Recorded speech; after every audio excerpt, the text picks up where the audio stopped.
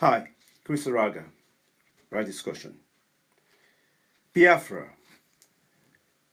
What I found concerning Biafra these days is that we have not been able to have any sensible dialogue. We're not allowed to question or even ask what are the aims and objectives, what are you thinking about this issue. There's a lot of sniping going on. And I don't think that's helpful personally, because I think we need to have a dialogue. We need to have a sensible, mature dialogue about what these people who claim to speak for Biafra are saying. However, I want to put out there a few assumptions that I think the people of Biafra might want to consider. Number one, Biafra means better.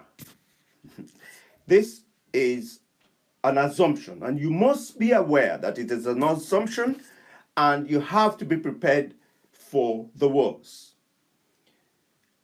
Secondly, Nigeria will lose a war. If there's a war between Biafra, the so-called Biafra, and Nigeria today, that Nigeria will lose that war.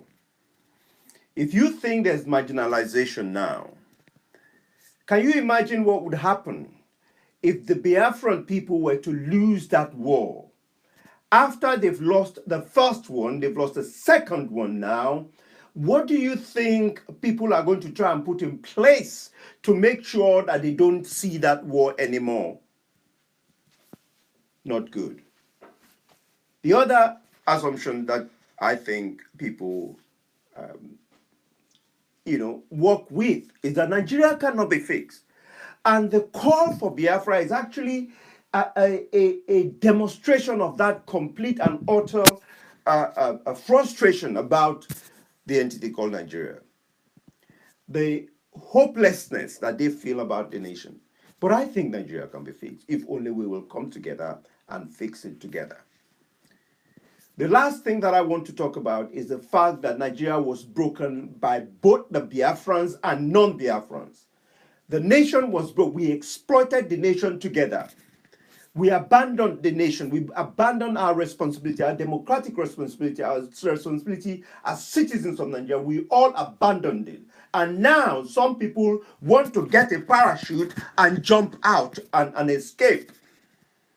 Let me put it to you that what you will get when you parachute, the best you will get is a new zoo. A new zoo, and a more violent zoo, especially in the initial stages of the life of the new nation. Because there will be power struggle, there will be interest. If I know people, if I know human beings, if I know Africans, there will be struggle for survival. There will be struggle to have access to the resources of the nation. And then the people who died for the nation, the people who lost their loved ones for the nation to be created, will have no say. Think, people, if you want to leave, let's fix Nigeria together, and then we can be matured enough to actually think of a better way of breaking up as a nation and then having some sort of relationship going forward. We need to think. Thank you for listening. Chris Araga, Discussion.